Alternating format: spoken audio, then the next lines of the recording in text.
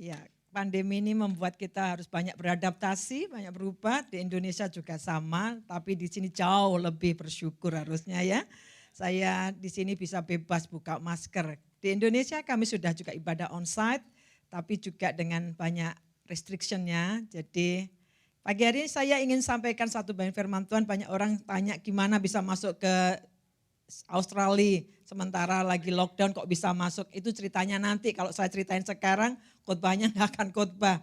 Jadi saya ngalami banyak mujizat kalau saya bilang, bisa masuk di tengah-tengah banyak orang nggak bisa masuk, tapi Tuhan buka jalan semua saya bisa masuk ke Sydney ini. Saya akan menyampaikan satu bagian firman Tuhan, di mana kondisi ini sampai hari ini juga ada ngalami banyak hal. Karena yang ngalami pandemi dampaknya bukan hanya Aussie, tapi ini kan global, secara mendunia. Dan ada yang orang diuntungkan dengan pandemi ini. Saya ngelihat nggak semua orang gara-gara pandemi kehilangan kerjaan, nggak semua orang gara-gara pandemi keuangan nggak ada, nggak semua orang gara-gara pandemi diputus kerja. Tapi juga ada orang yang diuntungkan dengan pandemi ini. Sama di Indonesia juga begitu, ada pekerjaan-pekerjaan yang justru booming di tengah-tengah pandemi, tetapi juga ada yang gulung tikar dan bahkan banyak kepala rumah tangga kehilangan pekerjaannya. Saya akan memberi tema pada pagi hari ini, how low can you go? Seberapa rendah sih kita bisa berjalan, seberapa rendah. Artinya dalam kehidupan ini Bapak Ibu, kita semua ngalami, setiap kita nggak ada kecuali. Setiap kita akan ngalami proses-proses yang kadang-kadang nggak enak. Kalau prosesnya enak pasti seneng. Contohnya saya selalu bilang begini, waktu anak saya divonis kanker, ya semua orang tua lah, kalau orang tua dengan anaknya kanker nggak bilang begini, haleluya puji Tuhan, itu hanya orang yang hilang ingatan. Ya, tapi kalau orang tua yang benar-benar tahu ketika anaknya divonis kanker, pasti entah dia pendeta, entah siapapun, gentar duluan tuh pasti. Tulang saya kayak nggak ada ya pasti. Tapi kan nggak boleh terus begitu. Harus mengerti apa yang menjadi maksud rencana Tuhan. Saya akan cerita tentang satu kisah, ini true story yang diambil di tahun 2008, jauh ya, tetapi true story ini mengejutkan karena ini sebenarnya kisah imigran sukses di Amerika. Dari India, orang ini pintar sekali, di-hire oleh salah satunya perusahaan Sony, dia menjadi analis keuangan, sukses sekali, istrinya juga jago, istrinya pintar juga, dua-duanya ini dianugerahi otak encer. Otak encer itu gampang nyerap sesuatu ya, jadi pintar sekali, mereka punya anak 3, anak-anak cemerlang, pintar-pintar, sekolahnya mengakui juga, sepertinya enggak ada kendala. Tetapi dikejutkan dengan berita, di mana ada PowerPoint-nya di situ. Nah, dikejutkan dengan berita sekeluarga ini bunuh diri. Jadi kisahnya sang suami Patrick itu menembak mertuanya, menembak istrinya, dan 3 anak yang masih kecil-kecil ditembak. Dan itu mengejutkan karena orang mikir mereka sukses, mereka berhasil. Tetapi ada missing link yang banyak orang nggak lihat. Jangan terpesona dengan tampak luar. Orang bisa senyum, orang bisa oke, tetapi di dalam tidak oke. Dan keluarga ini sepertinya oke, tetapi ternyata tahun 2008 pada waktu dikupas oleh majalah Times, di situ masa-masa hard times. Masa susah karena ada krisis ekonomi. Bukan karena pandemi, tetapi ada satu krisis yang melanda pada waktu itu, termasuk si Patrick ini, dia jobless. Kehilangan pekerjaan dan dia harus membayar banyak tagihan-tagihan dan dia merasa tidak mampu lagi membayar, pikirannya pendek. Tidak selalu orang pandai pikiran panjang, dia pikirannya pendek karena dia berpikir dia tidak bisa menanggung semua kesengsaraannya, dia akhirnya membunuh mertua, istri, dan 3 anaknya, dan termasuk dirinya sendiri. Peristiwa ini dikupas oleh satu kupasan yang mengupas tentang kondisinya kok nggak masuk akal. How low can you go? Bapak Ibu, saya akan bawa kepada satu bagian di Alkitab, satu kisah. Saya perbandingkan 2 kisah, satunya kisah Ahitofel. Nah, Ahitofel itu siapa? Dia adalah penasehat Absalom. pada waktu Absalom memberontak kepada Daud, ditulis di kitab 2 Samuel pasal 17, saya nggak akan bacakan, nanti Bapak Ibu bisa baca di rumah. Saya harap yang masih muda-muda bisa mengerti bahasa Indonesia, masih ya? Masih ya? Oke. 2 Samuel 17, pada waktu itu Absalom kan memberontak kepada Daud. Kemudian Ahitofel ini diangkat menjadi penasehatnya. Dan ada penasehat satu yaitu Husai. Husai itu penasehat Daud. Tapi Husai berkata pada Daud, aku biar di situ. Daud bilang, kamu di situ aja. Dan akhirnya Husai ini quote and quote pura-pura jadi ngepro kepada Absalom. Dan singkat kata pada waktu nasihat pertama nasihatnya sama. Absalom dinasihati Ahitofel dan Husai nasihatnya sama. Tapi kali nasihat kedua Ahitofel memberi nasihat yang baik sebenarnya. Kasih nasihat. Tapi kemudian Absalom bilang begini, panggil Husai. Husai memberi nasihat. Kali ini nasihat Ahitofel kurang baik. Dia ceritain nasihat yang lain. Dan Tuhan sebenarnya menggagalkan nasihat Ahitofel karena ingin mencelakakan Absalom. Dan kemudian Ahitofel nasihatnya nggak didengarkan oleh Absalom. Singkat kata, misal Bapak Ibu memberi nasihat pada saya. Ini teman baik, ada 2 teman baik. Ngasih nasihat ke saya. Terus nasihat si A enggak saya dengerin, saya lebih dengerin nasihat si B. Gara-gara itu Ahitofel ini pulang ke rumah, dia selesaiin urusan rumah tangganya, Alkitab mencatat dia langsung menggantung diri. Hanya gara-gara dia tidak didengarkan oleh Absalom. Bapak Ibu banyak anak-anak Tuhan juga ada yang begitu, mudah retak. Hanya gara-gara tidak disapa. Hanya gara-gara tidak ditelepon, hanya gara-gara tidak dipanggil namanya. Sakit hati. Dan Ahitofel ini bukan hanya sakit hati. Alkitab mengatakan dia pulang ke rumah, menyelesaikan pekerjaan rumah dan bunuh diri. Holocaust juga. Setiap kita akan mengalami banyak kisah-kisah yang kadang-kadang membuat kita itu sampai ke bawah. Kadang-kadang saya bilang begini, kalau kita ini sudah rata dengan lantai, mau dikebawain kemana lagi udah gak bisa. Ya kan? Dalam hidup tuh kadang-kadang Tuhan ini udah nempel lantai nih. Mau diapain lagi nih? Holocaust juga. Satu kisah lagi yaitu Daud pada waktu di Siklak. Itu ada di kitab 1 Samuel juga. Pada waktu itu Daud pulang dengan banyak pengikutnya ke Siklak. Dia dapati Siklak terbakar habis. Istri dan anak-anaknya dirampas. Nangis. Pastilah Bapak Ibu, dia baru pulang capek-capek sampai di Siklak. Istri dan anak-anaknya semua diangkut. Kotanya dibakar. Ambillah contoh misal, pulang kerja, tiba-tiba rumah berantakan karena habis dirampok. Bukan hanya dirampok, tapi seluruh keluarga hilang, gone, gak ada. Kalau itu suaminya memang cinta sama keluarga pasti nangis. Jangan sampai seperti banyak lelucon ya. Kadang-kadang kan ada orang sudah menikah, saya udah nikah 26 tahun. Jadi kalau konseling pernikahan itu macam-macam. Ada orang kalau konseling baru menikah itu wah gembira. Nyanyi sukacita. Kalau kita dengar lagu-lagu yang lama seusia saya pasti tahu lagu ini. Ku jatuh cinta padanya tambah dalam. Oh itu lagu pertama habis nikah itu. 5 tahun menikah, pergumulan gak berubah-berubah. Dia nyanyinya berubah, bukan ku jatuh cinta.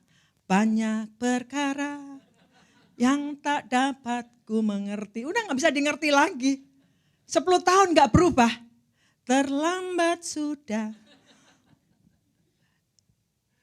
Nah tapi kalau suami yang sayang dengan keluarga, kayak Daud ini, nangis. Pada waktu dia sendiri sedang membutuhkan kekuatan, pernah kan Bapak Ibu pada satu sisi butuh kekuatan, bukan dikuatin tambah disalahin, termasuk Daud. Seluruh kota itu kata Alkitab mau ngelempari Daud.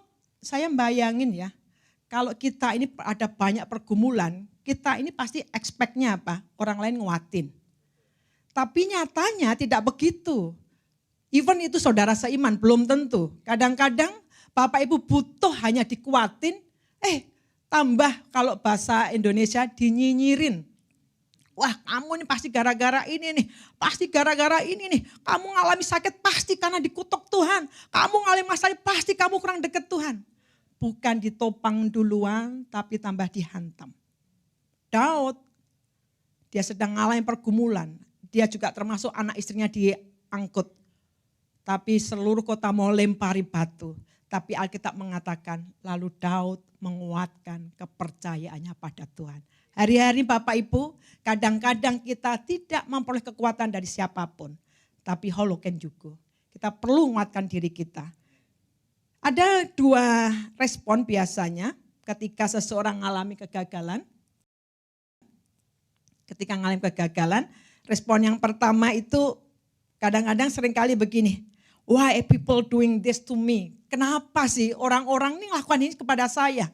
Kita selalu mempersalahkan keadaan. Kenapa kok mereka nggak ngertiin saya sih? Kenapa mereka harus melakukan ini pada saya sih? Dan juga ada yang bilang begini, hari-hari ini dalam kondisi pandemi, Bapak Ibu, pandemi ini, virus ini kan kalau saya bilang pinter sekali. Hanya satu virus, kita semua di settle down. Hanya satu. Virus ini membuat heboh semuanya, pemerintah pun juga pusing. Saya udah genap divaksin, saya udah lengkap divaksin, tapi vaksin gak jamin. Virus ini buat pusing. Dan bahkan di Indonesia termasuk jemaat kami, beberapa orang saya harus ngubur, saya waktu itu hampir yang namanya awal-awal pandemi, emosi saya itu up and down, naik turun. Saya tahu kematian itu sebuah kepastian, tetapi bayangin saya harus dampingi jemaat, malam-malam saya harus kubur hanya via telepon. Karena masa awal kan gak boleh dimakamkan secara proper. Mereka cukup uang tapi gak bisa dimakamkan secara proper. Jadi harus dimakamkan hari itu jam 9 meninggal, selisih 4 jam harus segera dimakamkan.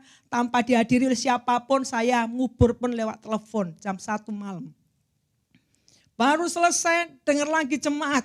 Meninggal juga, belum lagi rekan pendeta meninggal. Jadi up and down. Saya sepertinya harus mendampingi orang-orang yang gara-gara COVID ini meninggal. Nah Bapak Ibu, ada orang yang menyalahkan Tuhan dan juga mengatakan kenapa sih Tuhan ini mengizinkan ini terjadi pada saya.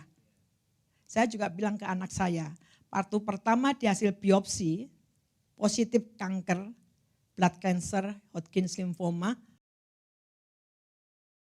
Saya tahu pada waktu dia di biopsi, saya harus FaceTime dengan dia, saya lihat matanya kosong. Saya sendiri kan gak boleh nangis di depan dia. Jadi saya ngomong begini, Rel, saya panggilnya Rel, Ariel kan, Rel. Tidak ada peristiwa, apapun peristiwa itu, yang diizinkan menjamah kita tanpa izin Tuhan. Bukankah Bapak Ibu dengan saya milik Tuhan? Amin. Kita dipilih kepunyaan Tuhan. Saya bergerak di area deliverance. Wah ini pasti kerjaan setan. Walaupun even setan itu punya kuasa. Tapi Kristus Yesus jauh lebih berkuasa. Kalau Tuhan tidak izinkan, gak akan kena. Bukankah Ayub sebelum dipegang oleh setan, izin dulu dong sama pemiliknya. Jelas saja Ayub memuji engkau karena engkau lindungi. Coba angkat sedikit pagar perlindungannya. Tuhan bilang oke. Tapi sayangkan nyawanya. Walaupun setan punya kuasa, Kristus jauh lebih berkuasa. Untuk jamah Bapak Ibu dengan saya, bukankah Bapak Ibu dengan saya milik Kristus? Amin. Kalau milik kepunyaan Allah, gak sembarangan dong Tuhan bilang gini, oke deh pegang-pegang aja. Enggak dong. Dia proteksi, dia lindungi. Even itu kelihatannya buruk bagi kacamata kita. Saya bilang Ariel, Rel, tidak ada peristiwa yang menjamah hidup kita, hidupmu tanpa izin Tuhan. Kamu ngalami ini kok ya pas pandemi, pasti izinnya Tuhan. Ya, Bapak Ibu, banyak kali orang nyalahkan Tuhan. Kenapa saya harus ngalami begini? Kenapa saya harus kehilangan pekerjaan? Kenapa rumah tangga saya begini? Kenapa saya dilahirkan seperti ini? Kenapa Tuhan? Kenapa Tuhan? Enggak akan ketemu jawabannya biasanya. Semakin kita benci biasanya. Tetapi ada orang kedua yang berkata begini, what can I learn through this experience? Apa sih yang bisa aku pelajari dari pengalaman ini? Gara-gara saya dampingi anak saya yang cancer, hati saya tuh sekarang lebih, dulu ya melayani jemaat yang breast cancer, segala macam kanker lah saya nemeni. Tapi beda sekarang, saya bisa ngerasain. Oh kayak gitu ya, orang kemo kayak begitu ya. Oh begitu ya. Jadi hatinya lebih bisa memahami. Dan pasti banyak pelajarannya. Saya ngomong sama anak saya sebelum saya sampai di sini. Pelajarannya apa, Rel? Kamu dapat sesuatu enggak? Kalau enggak kan wasting gitu loh. Sesuatu yang menyakitkan, banyak orang bilang anak sulung punya Tuhan. Benar, saya bilang anak sulung punya Tuhan, saya udah serahin ke Tuhan. Tapi ini peristiwanya menyakitkan. Kayak Abraham diminta Ishaknya. Memang saya enggak sembelih anak saya, tetapi caranya menyakitkan. Tapi kalau kita percaya pada Tuhan, pasti ada maksud yang indah. Amin. Amin. Apapun yang Bapak Ibu hadapi, kita hadapi holoken juga. Kadang-kadang kita ditekan, masalah bertubi-tubi. Dan kita juga menjadi orang yang perlu bertanya begini, apa sih yang Tuhan ajarkan, what is God teaching me through this failure, lewat kegagalan ini. Kegagalan itu bukan sesuatu yang hanya gagal. Kadang-kadang apa yang kita impikan, doakan, kok enggak terjadi.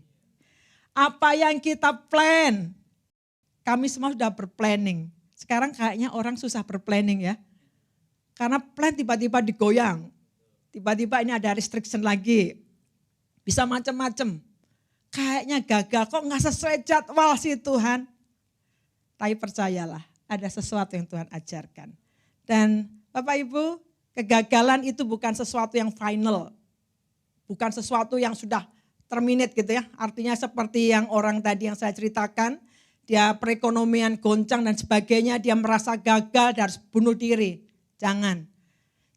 Dan kegagalan itu pasti ada purpose-nya. Saya akan bacakan kitab 2 Korintus pasal yang keempat. 2 Korintus pasal yang keempat ayat 7 sampai 9 dikatakan begini. Tetapi harta ini kami punyai dalam bejana tanah liat supaya nyata bahwa kekuatan yang melimpah-limpah itu berasal dari Allah, bukan dari diri kami. Dalam segala hal kami ditindas namun tidak terjepit, kami habis akal namun tidak putus asa.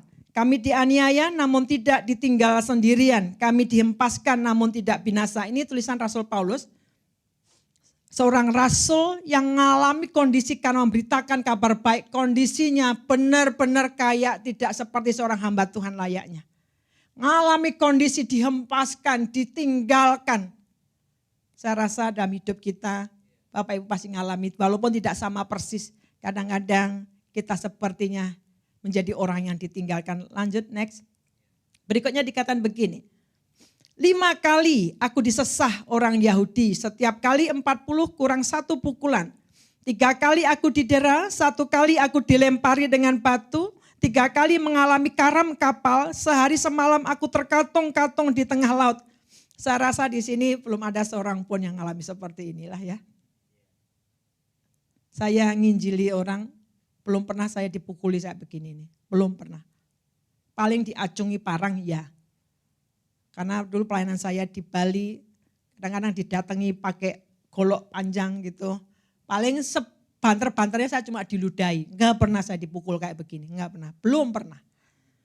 Dalam perjalananku aku sering diancam bahaya banjir dan bahaya penyamun, bahaya dari pihak orang-orang Yahudi dan dari pihak orang-orang bukan Yahudi. Bahaya di kota, bahaya di padang gurun, bahaya di tengah laut dan bahaya dari pihak saudara-saudara palsu. Aku banyak berjerih lelah dan bekerja berat, kerap kali aku tidak tidur. Aku lapar dan dahaga, kerap kali aku berpuasa, kedinginan dan tanpa pakaian. Satu gambaran yang benar-benar habis. Dia seorang hamba Tuhan, pelayan Allah yang setia.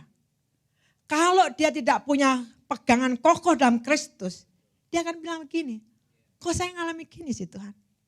Salah saya di mana? Bukankah setiap kita ngalami masalah selalu bertanya, salah saya di mana? Bukankah saya udah ngelayan Tuhan sungguh-sungguh, tapi kok sampai kelaparan? Dia bilang puasa ini bukan puasa bener puasa, terpaksa. Nggak ada makanan. Bapak Ibu dengan saya masih makan. Sekurang-kurangnya kita masih makan. Nggak ada pakaian. Saya bayangin orang yang saya jalan sama anak saya, orang-orang yang homeless. Saya bayangin sedingin-dinginnya mereka masih ada pakaian. Satu kondisi yang harusnya sudah cukup alasan untuk enggak Tuhan-Tuhanan. Kita bisa bicara, I have decided to follow Jesus. No turning back. Tapi ada titik-titik dalam hidup Bapak Ibu dengan saya. Diizinkan satu kondisi yang sepertinya, kok gini sih Tuhan? Next PowerPoint. Kegagalan itu sebenarnya common to all. Hal yang biasa. Bukan hanya orang yang Kristen gak akan ngalami. Semua di bawah langit ini kita semua akan ngalami. Hanya bedanya apa? Bapak Ibu dengan saya bisa ngalami segala macam penyakit. Kita gak perlu bertanya, Tuhan di mana letak perlindunganmu? Katanya engkau melindungi.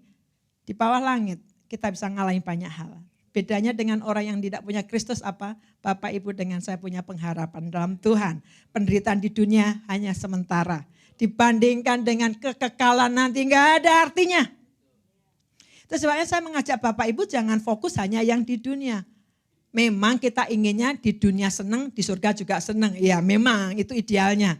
Tapi kalau kita ngalami pergumulan, Bapak Ibu akan mendapatkan keindahan. Bisa menemukan damai sejahtera tengah-tengah pergumulan, itu jauh lebih indah.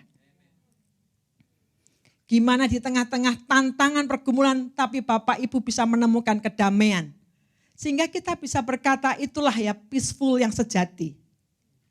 Kalau kita oke, damai itu make sense. Makanya kan Alkitab bilang begini, Allah sumber damai sejahtera, memberikan pada kita melampaui segala akal. Melampaui segala akal. Kalau kita ada duit, damai masuk akal. Yang melampaui segala akal apa? Nggak punya duit, kita damai, itulah yang daripada Tuhan. Bapak Ibu sakit, tapi tetap bisa memuji Tuhan, mengagungkan Tuhan, itulah damai melampaui segala akal. Amin. Amin. Jadi apa bedanya? Bedanya kita ngelihat bahwa penderitaan kita di dunia ini sementara dibandingkan nanti. Maka lebih baik kita memandang Tuhan. Kalau kita bisa melihat kepada kekekalan janji Allah, saya yakin semenderita-menderitanya di muka bumi, Bapak Ibu dengan saya memperoleh kekuatan dari Tuhan. Saya akan berikan sebuah testimoni, bukan testimoni tentang saya nanti panjang. Saya masih ingat pada waktu 2015 ke sini, itu sebenarnya dalam masa saya mengalami sakit bertubi-tubi.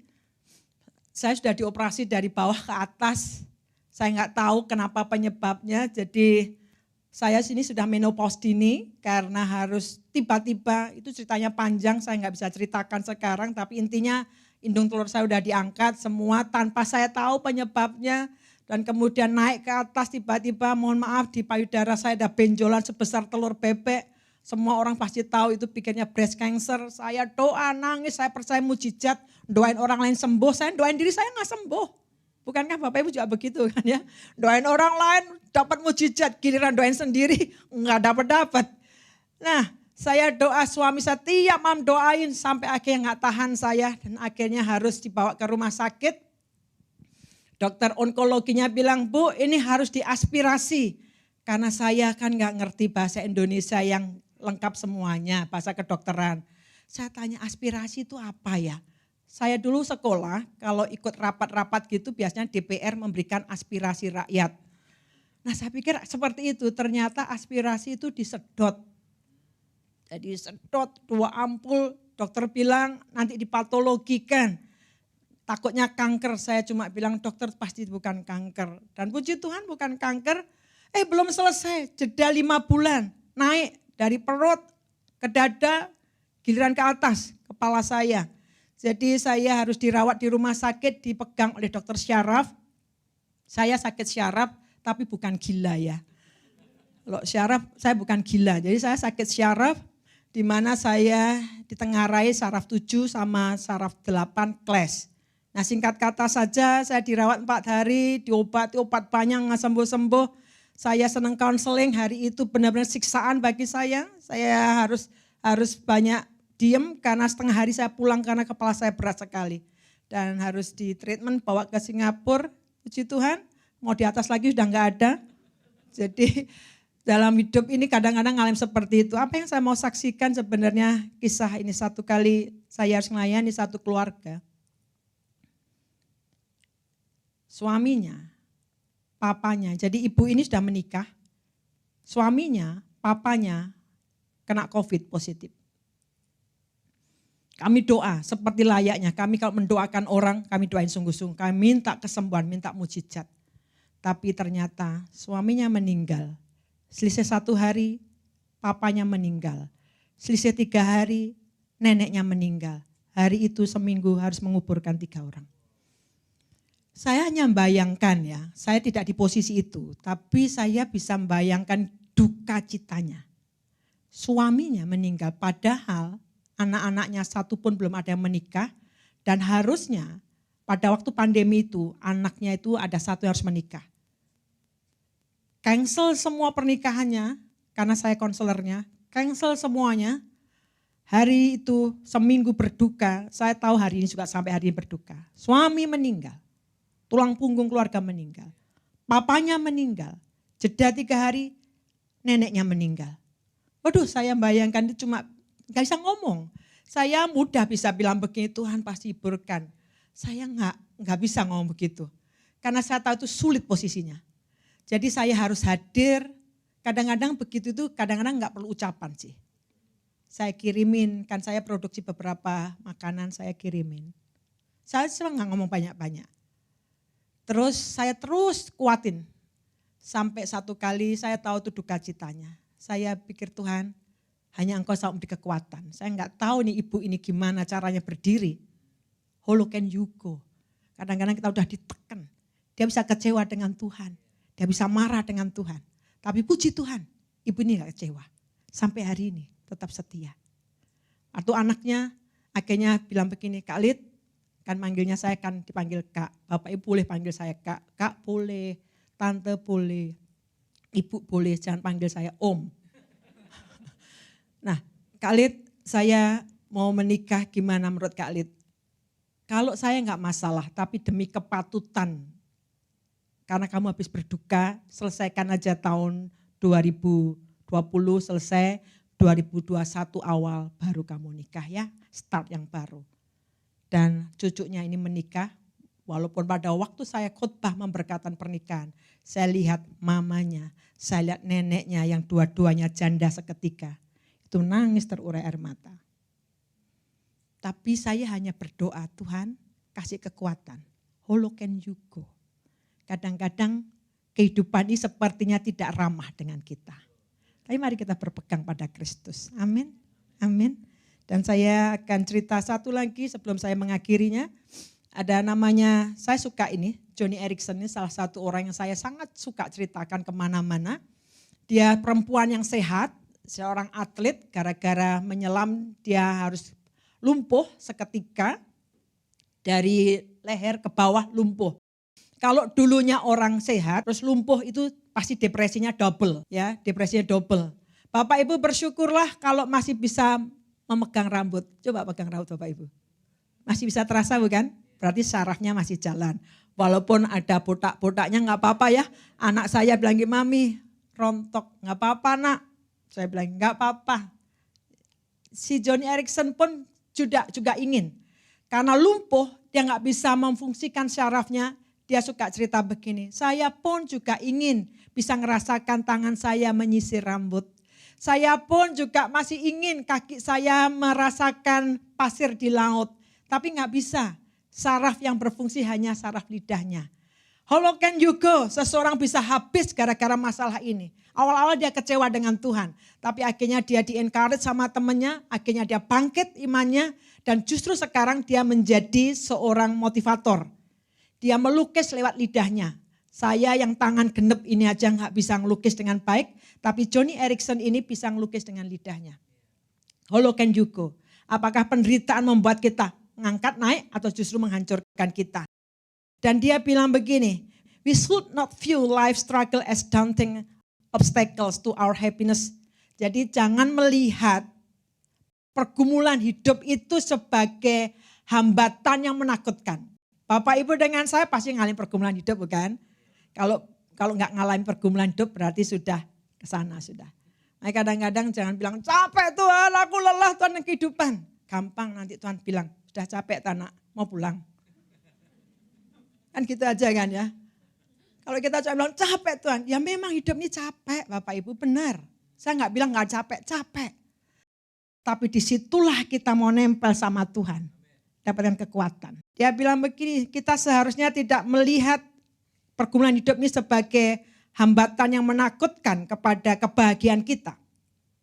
They can be the very keys to our lasting happiness. Justru pergumulan itu bisa menjadi kunci kepada kebahagiaan kita yang abadi. Kepada true contentment dan godly joy. Dan saya akan menutup dengan bagian ini. Di kitab Matius 11 ayat 28. How low can you go? Tuhan mengundang Bapak Ibu dengan saya. Marilah kepadaku. Semua yang letih lesu dan berbeban berat, aku akan memberi kelegaan kepadamu. Kristus mengundang kepada dirinya sendiri. Come to me. Saat ini, jadikan pergumulan, penderitaan sebagai daya dorong untuk kita memandang pada Kristus. Amin. Melekat pada Yesus. Saya undang para pemain musik. Bapak Ibu, hari-hari ini saya tidak tahu apa yang sedang kita hadapi. Semua orang pasti punya pergumulan. Mungkin Bapak Ibu bilang, Ibu gak ngerti rasanya pergumulan saya. Bisa jadi. Tetapi itulah Tuhan mengundang kita. Come unto me. Datang pada Yesus. Jangan nyalahkan keadaan. Jangan nyalahkan, Tuhan kenapa engkau izinkan ini terjadi pada saya? Saya banyak jumpa orang-orang yang hidupnya babak belur. Kelahiran tidak diharapkan. Hancur diperkosa oleh keluarganya sendiri. How low can you go? Tapi ketika dia berbalik mandang pada Yesus. Hidup diubahkan. Tidak dalam kepahitan lagi. Hidupnya jadi berkat bagi banyak orang. Saya akan ajak nyanyi satu lagu ini. The Goodness of God. Dalam hidup kita mau lihat kebaikan Tuhan. Di tengah-tengah pergumulan kita, ada banyak kebaikan. Kenapa Bapak Ibu dengan saya masih diizinkan ada walaupun dengan banyak pergumulan. Pasti ada purpose-nya Allah. Ada tujuan ilahi Tuhan. How low can you go? Jangan patah oleh karena pergumulan. Tapi mendorong kita untuk datang pada Kristus. The goodness of God. I love you Lord. For your mercy never failed me. All my days I've been held in your hand. From the moment I wake up until I lift my head, oh I will sing of the goodness of God. All my life you have been faithful. All my life you have been so good. With every breath that I am able, oh I will sing of the goodness of God. Amen. I love your voice. Yes, Lord. You are close like no other. In darkest night, you are close like no other. I've known you as a father. I've known you as a friend. And I will live. And the goodness. Saya ajak berdiri bersama-sama. All my life. You have been faithful. And all my life you have been so good. With every breath that I am able, oh I will sing of the goodness of God. Yes, Lord.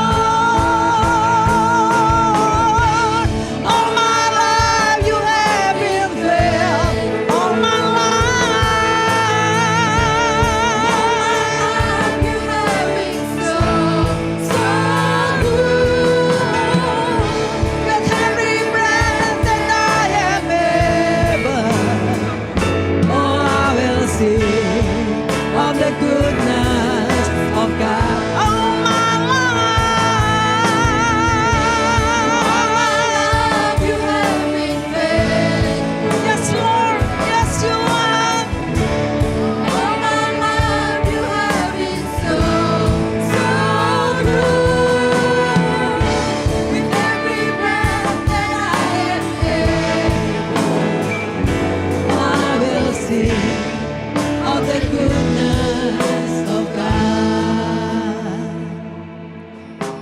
pagi hari ini, pandanglah kepada the goodness of God. Kebaikan Allah. Ada banyak kebaikan Tuhan. Siapa diri kita, Bapak Ibu dengan saya. Harusnya orang-orang berdosa berakhir di neraka. Tapi Allah menunjukkan kasih-Nya luar biasa. Dia memberikan yang the best, putra yang tunggal. Mati bagi kita. Sehingga harusnya kita orang-orang yang berujung pada neraka. Kita ditebus dengan darah-Nya, diampuni. Itu jauh lebih berharga. Jangan fokus pada penderitaan pergumulan hidup ini. Tapi izinkan dalam pergumulan penderitaan ini membawa kita memandang kepada Allah. Dia pasti punya rencana. Setan mau menghancurkan hidup kita. Membuat kita patah semangat. Membuat kita bitterness, kepahitan. Kita pahit dengan kondisi segala sesuatunya. Merasa Allah tidak mengasihi kita. Itu setan yang bilang. Tapi dengarkan suara Allah yang berkata pada pagi hari ini. Aku mengasihi engkau. Dan bahkan kitab Yesaya berkata, bahkan aku berikan bangsa-bangsa sebagai ganti nyawamu. Kasih Bapa yang begitu luar biasa. Dia berikan putra yang tunggal bagi kehidupan kita. Kita angkat tangan bersama-sama. All my life. All my life you have been faithful. All my life you have been so good. With every breath that I am able, oh I will sing of the goodness of God. All my life. All my life you have been faithful. All my life you have been so good.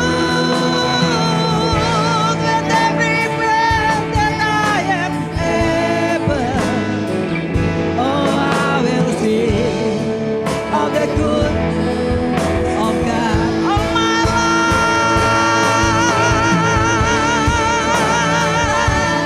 you have been so the Lord Jesus, Almighty God. All my life you have been so good. With every breath that I am able, oh I will sing of the goodness of God. Your goodness, Lord. I will sing of the goodness of God. Oh, I will sing of the goodness of God. Terima kasih untuk pagi hari ini. Engkau hadir secara nyata dalam hidup masing-masing kami. Mungkin tengah-tengah kami ada yang terbeban sangat berat dengan pergumulan yang berat. Tapi Engkaulah kekuatan kami. Engkau mengundang setiap kami untuk datang kepadamu. Engkau berkata, come unto me. Kami mau datang pada Kristus. Kami berseru, berteriak kepadamu ya Tuhan. Engkaulah kekuatan setiap kami. Terpuji namamu. Dalam nama Tuhan Yesus kami berdoa, ucap syukur. Amin.